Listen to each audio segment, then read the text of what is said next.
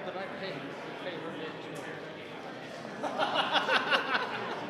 so she could argue one way.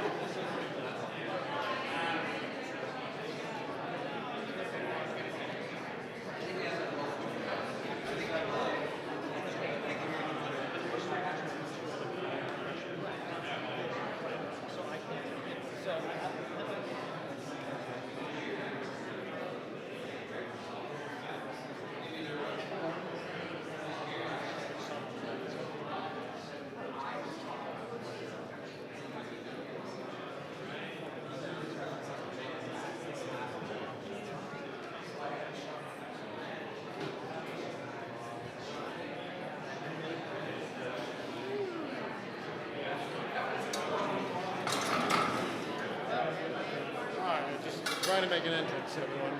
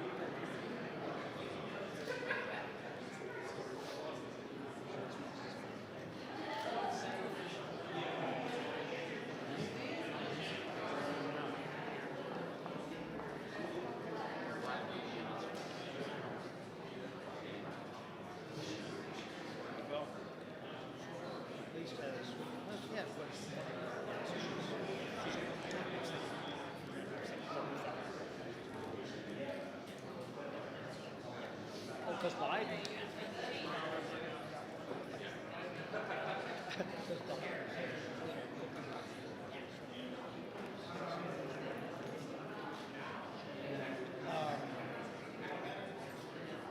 What was his name from New Jersey, Councilman?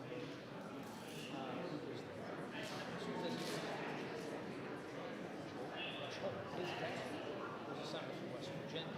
He could not be sworn in because his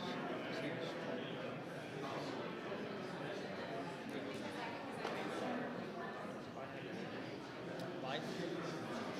I think that was the deal. I think there was something to that. And I know that I'm more confident about the Russia topic.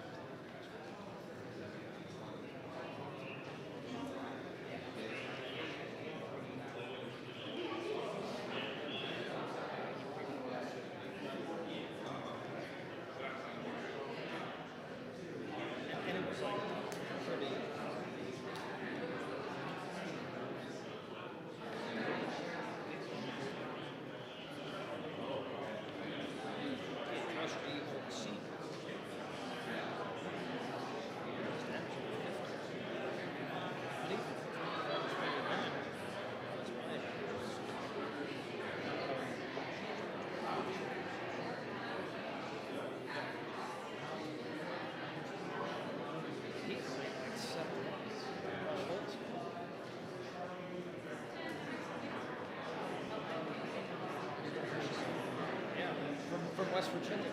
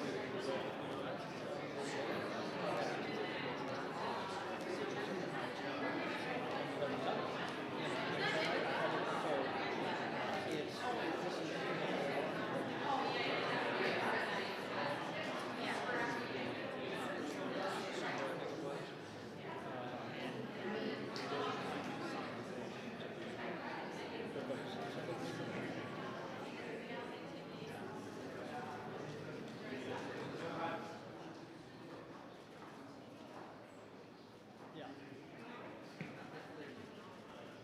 Well, because at the meeting,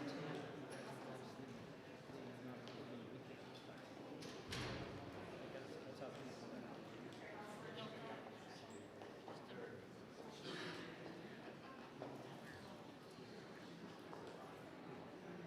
Not, certainly not this week, no. It could, yes, yes, precisely. That's right.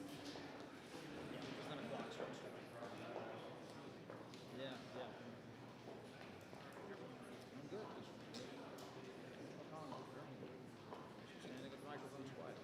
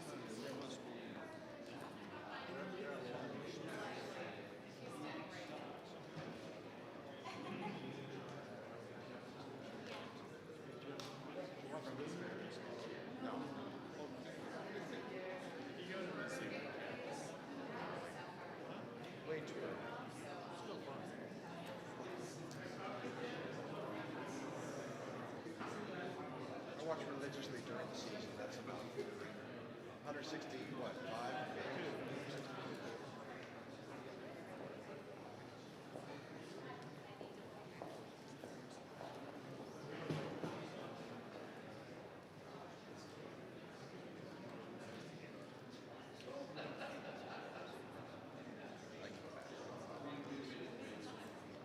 I just didn't see that.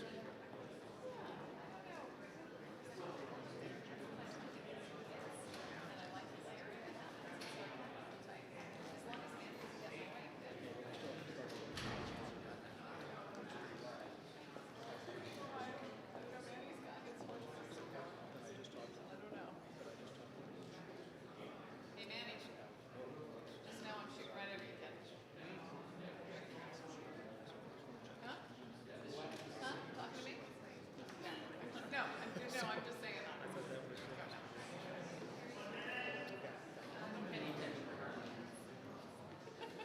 I'm very abusive.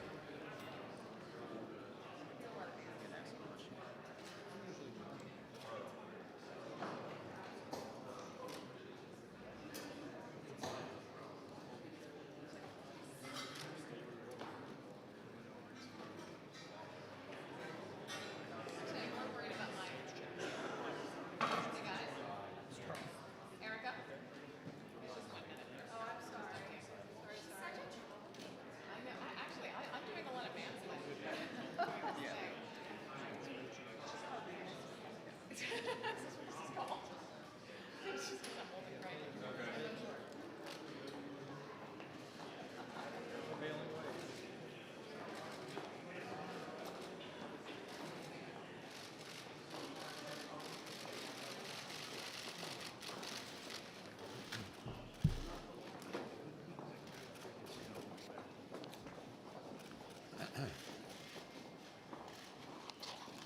Well, good afternoon, everyone. Later this afternoon, we'll confirm our 31st circuit judge. We're dealing with other personnel matters this week, and we'll continue to do that next week. And obviously, most priority will be given to circuit judges, but there are other important administration positions we tend to move on. For example, the administrator of EPA. I've been reading with some amusement that our friends on the other side seem to be reluctant to vote on the Green New Deal. The latest I read was that people were contemplating voting present. The only question I would ask is, if this is such a popular thing to do and so necessary, why would one want to dodge the vote? This is an opportunity to go on record about measures that ought to be taken by the United States on a unilateral basis to address the problem. And it's a debate we'll have in all likelihood sometime before the August break. With that, let me turn to Senator Thune. Well, thank you, Leader. It's pretty clear that our friends on the other side keep veering farther and farther to the left, tripping over themselves to see who can get there the fastest. And we've seen several manifestations of this already. The $32 trillion government-run health care program that many of their 2020 presidential candidates have embraced is something that would do away with private insurance for literally tens and tens of millions of Americans. The Green New Deal, as the leader mentioned, is a new date out on that, $93 trillion price tag over a 10-year period, or about $600,000 per family in this country. They want to do away with all the tax relief that has gotten the economy growing at a faster rate and has gotten wages up to record levels. And of course, yesterday we had a vote on whether or not a living, breathing baby born in an abortion clinic ought to be treated the same as a living, breathing baby born in a delivery room. And the Democrats here in the United States Senate said no. So it is an extreme, far-left position that the Democrat Party here in Washington, D.C., their candidates for the 2020 presidential nomination, and many others have adopted. And we're going to continue to work on common sense solutions that are good for the American people, that will continue to grow the economy, create better paying jobs and higher wages, and make it clear that we are on the side of working families in this country. Well, the Green New Deal drives a stake into the heart of our strong and healthy and growing economy. It's $93 trillion. That's with a T, trillion. That's about 90% of the net worth of every family in the United States. It's clearly unaffordable. It's clearly unworkable. And at the heart of it, it's to try to replace all of the energy sources we have with renewable energy, in spite of the fact that 3 out of 5 homes in this country are powered by oil, gas, coal, and there continues to be a gap in energy between the reliable energy that we need and the renewable energy. And so when you take a look at how much of our energy for electricity in the United States comes from wind and solar, it's only 8%. If we were to get rid of oil and coal and gas, that would be a gift to Vladimir Putin, who knows that energy is called the master resource for a reason, and he uses it as a geopolitical weapon. And in terms of trying to accomplish things with global climate change and emissions, only 13% of world emissions come from the United States. 33% right now come from China and India. And emissions in the United States have actually been going down over the past 10 years. Because of the innovation that we've used in the United States. Innovation is the answer. We passed bipartisan legislation aiming at new technology and new age nuclear power plants aimed at carbon capture and sequestration. We have a hearing tomorrow in the Environment and Public Works Committee that I chair, called the Use It Act, looking at ways to use carbon dioxide and capture it and sequester it and use it productively. So the solution to climate change is not government regulation, it's innovation, and that's the way we ought to be heading. The Vice President today was just back from Colombia and wanted to talk some and did talk some about Venezuela and what's happening there. A critically important moment, I think, for Venezuela. We see the South American countries beginning to stand up with the person we're recognizing as the president of the country.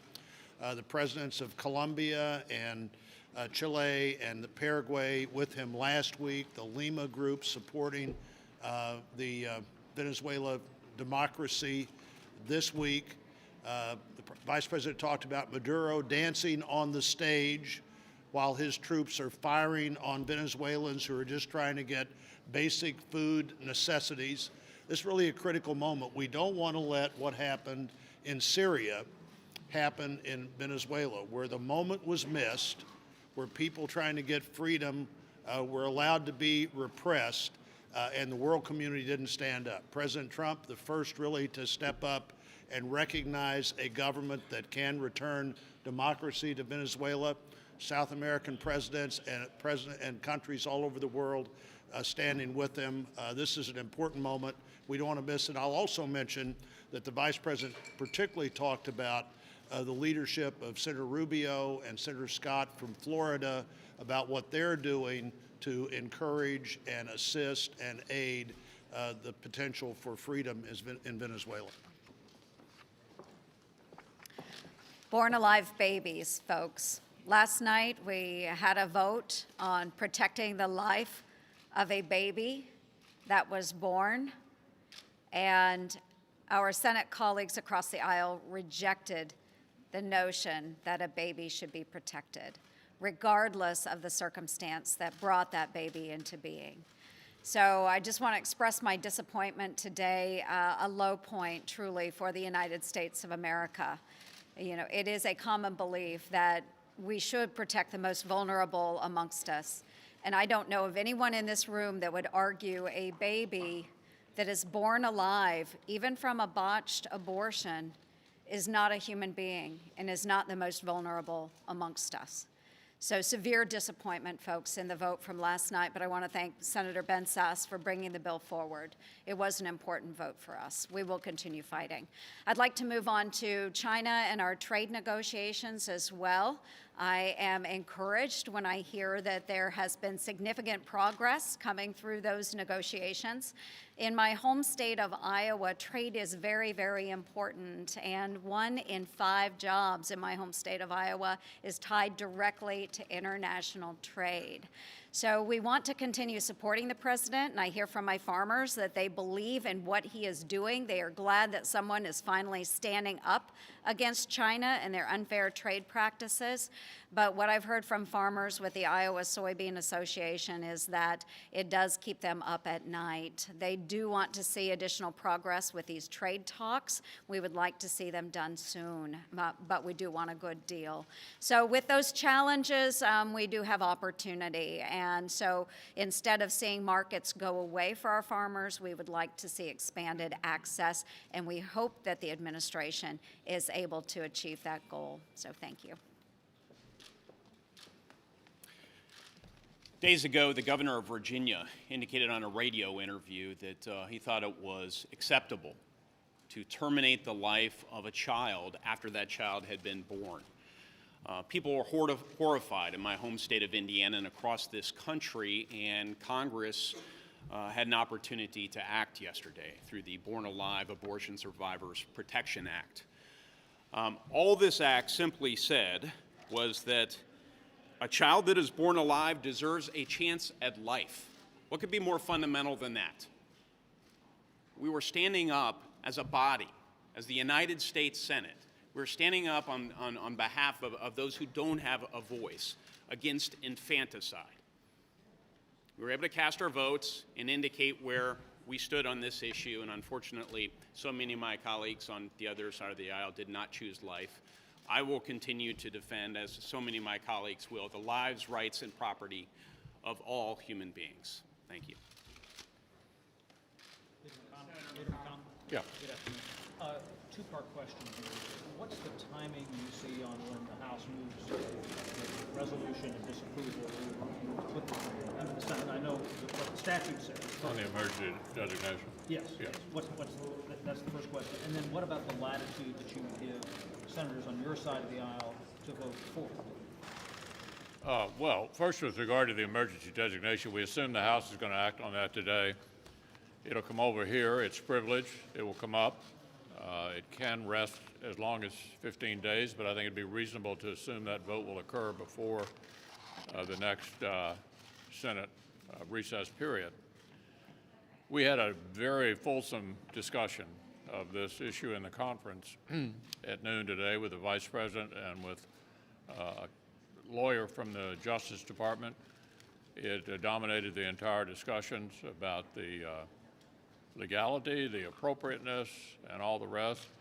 I think I can safely say my members were extremely interested in the subject, and I personally couldn't handicap the outcome at this point, but we will certainly be voting on it. One thing that's not in debate in our conference is we really do think there's a crisis at the border. There doesn't seem to be any difference of opinion about that. There are different points of view about how to address that, and all of that will be dealt with publicly on the floor before we have the vote. Mr. Leader, do you personally believe that the President's emergency declaration is legal? Well, that's part of what we were discussing today. What do you think? Well, we're in the process of weighing that. The lawyer was there to make his arguments. There were some counter arguments. I haven't reached a total conclusion about, I wouldn't go to me for a simple will. I did go to law school, but we had some real serious lawyers in there discussing that very issue. What is not in doubt is that there really is a crisis at the border, and it seems to me our colleagues on the other side are in denial about that, and you can't blame the president for trying to use whatever tool he thinks he has to address it. But as of the moment, I couldn't handicap the outcome of the vote. All I can tell you is it certainly will occur. We had a robust, vigorous discussion about all of that in our a conference. Have you and Speaker Pelosi spoken directly to each other this year at all about a bipartisan agenda? Is there anything bipartisan you think that is major that could pass legislatively this year? Yeah, well, we haven't yet, but I wouldn't say that that there won't be some things that we can agree on. For example, we were actually thrilled that the Democratic House is taking up the lands package that we just sent over, I think with 92 votes in the affirmative, basically crafted by the Republican chairman of the Energy Committee in the Senate. The House is going to take it up on the suspension calendar and presumably send it straight to the president. I mean, that's a good example that there are things we can find that we have agreement on, and I'm optimistic there'll be more of that in the course of the Congress. Thanks. Great questions. Wow. Do you want to take this? Yeah, I got to run after you. Oh, okay. Sorry.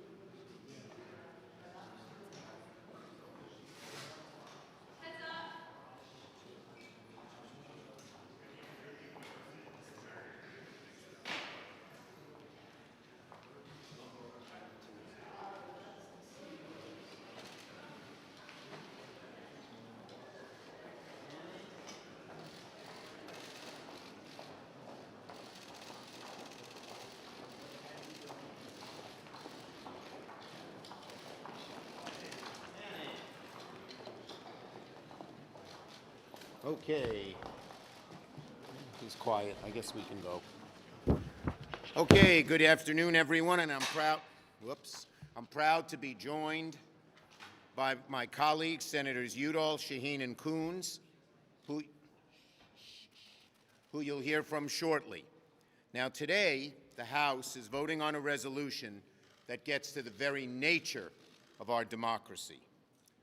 The vote on the resolution to terminate the President's national emergency declaration should be an easy vote for every member of Congress, Democrat or Republican, if you believe in our Constitution.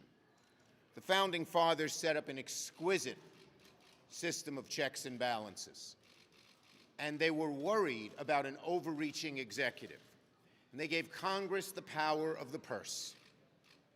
That power was exercised in the last few weeks, and the Congress said, we will not approve a wall.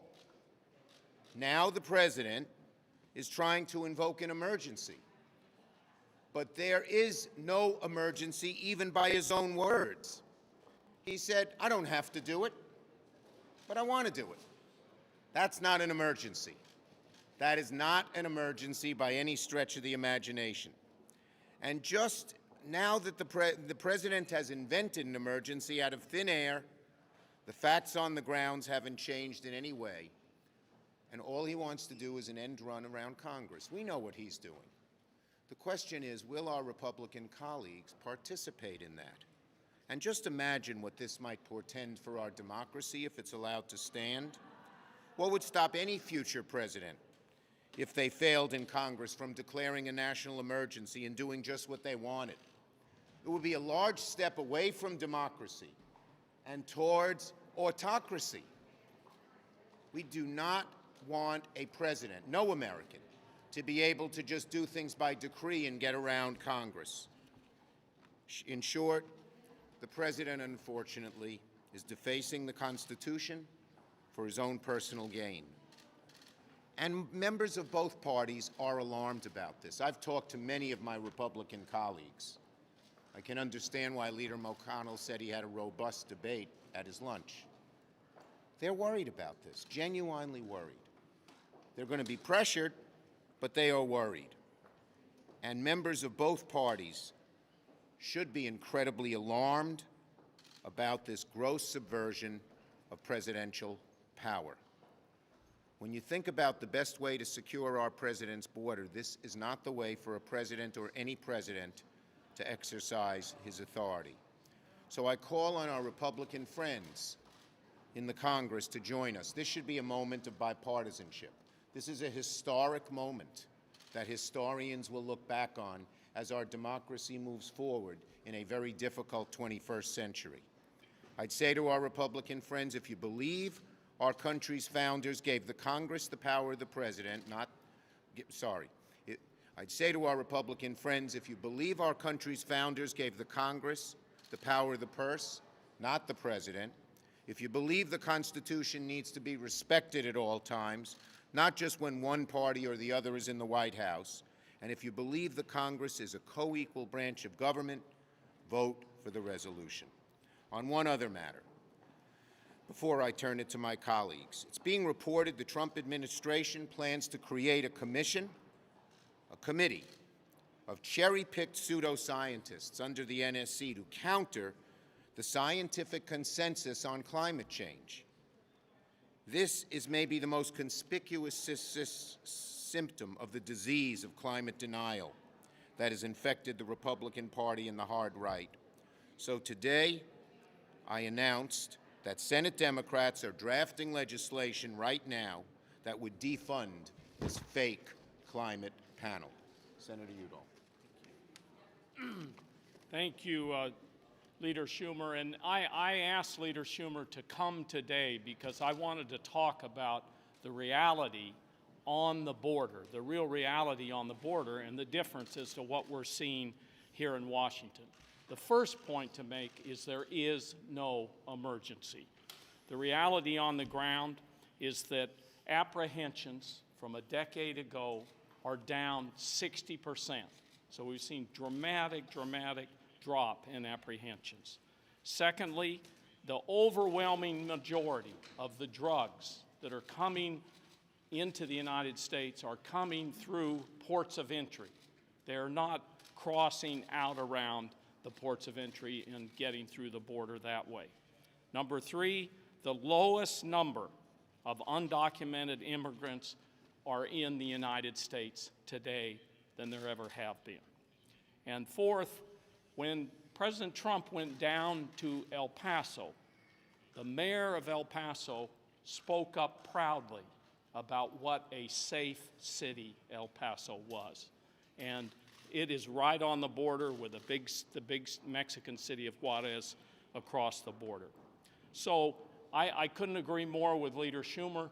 The idea that this president couldn't get from a Republican Congress what he wanted on this medieval wall from border to border all the way 1,200 miles. Couldn't get. Now he declares an emergency when there's no emergency. This is an in-run around the Constitution.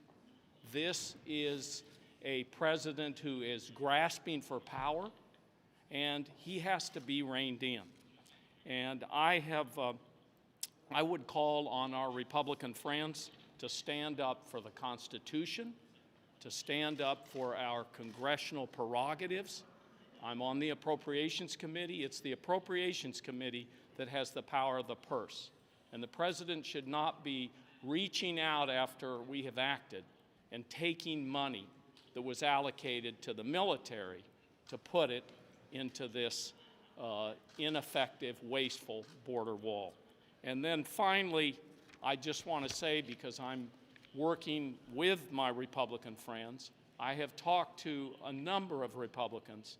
They are very concerned, and my sense is that we're very early on here, we're going to get a couple who will step forward on a resolution to terminate this emergency. Thank you. Senator Udall is author of the resolution that we are putting on the floor. Senator Shaheen. Good afternoon, everyone. I came from a hearing this morning in the Armed Services Committee. We heard from the commanders of STRATCOM and NORTHCOM.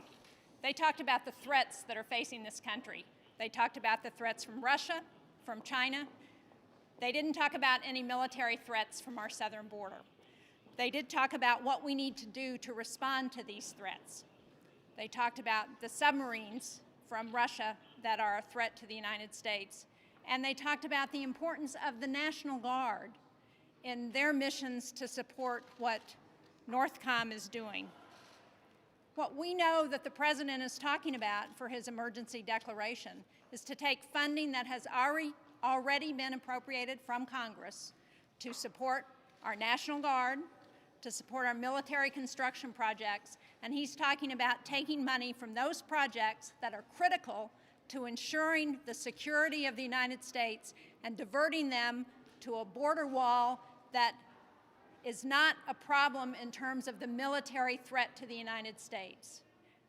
As Senator Udall said, the Constitution gives the power of the purse to Congress. Congress has spoken in terms of how we should spend our military construction money for the year and how we should support our National Guard and what we want to do at the border in terms of technology and funding for our ports of entry so that we can help interdict drugs. We cannot let the President divert and undermine what the Constitution says is the power of Congress. I certainly hope our Republican colleagues in the Senate will stand with us against this emergency declaration. Thank you, Senator Shaheen. Senator Coons. Senator Shaheen, Senator Udall, and I are all appropriators. That means we serve on the committee, as does the Majority Leader, that makes decisions about how to spend the discretionary budget of the people of the United States. It was not by accident that the founders gave the power of the purse to Congress. In fact, if you go back to Federalist 51, James Madison, one of the framers and later president, wrote that it was essential to our form of government, to the balance and the design of our government under the Constitution, that there be a separation of powers such that each branch could balance and weigh the others. Central to the structure of our Constitution is that the Article 1 and Article 2 powers have different roles. It is our role to determine how we would spend the money of the people of the United States. As Senator Shaheen just said, billions of dollars already appropriated, already decided through the appropriate congressional process to be dedicated to military purposes or to disaster relief would, if the President is allowed to proceed unchecked, be diverted to purposes other than those adopted by Congress in the appropriations process. As we heard from Senator Udall, there is no emergency of the level and severity and intensity that justifies this action by the President. Just yesterday, I submitted for the record a letter from 53 former national security leaders of both Republican and Democratic administrations laying out the case why this is not an emergency. And in the more than 4 decades that the National Emergencies Act has been on the books, it has never happened that Congress has passed a resolution of disapproval of a presidentially declared emergency. I think the House is likely to do that today. I think the Senate is likely to take it up. It is my hope that on a bipartisan basis, my colleagues, Republican and Democrat, who understand the structure and history of our Constitution, will vote to disapprove this emergency as something that is unwarranted, unjustified, and not in keeping with the structure and spirit of our Constitution. Thank you. Thank you, Senator Coons. Yes. In terms of the Green New Deal, Senator McConnell said that Democrats, if it's such a good idea, they shouldn't be afraid to vote yes for it. They shouldn't vote present. What do you say to well, what I say that? to Senator McConnell Make no mistake about it, it's just a diversion and a sham. The main issue before us is right now the emergency power. He didn't mention it in his opening speech because there's such division in his caucus about it. And we are asking Leader McConnell and the Republicans, what are you going to do about climate change? We're asking them 3 explicit questions. First, do they believe climate change is real? Second, do they believe it's caused by humans? Third, do they believe Congress should act? Until they, in the majority, put a plan on the floor as to what they would do with climate change, they don't have much standing. Next. To that end, there was a vote on Medicare for All in 17.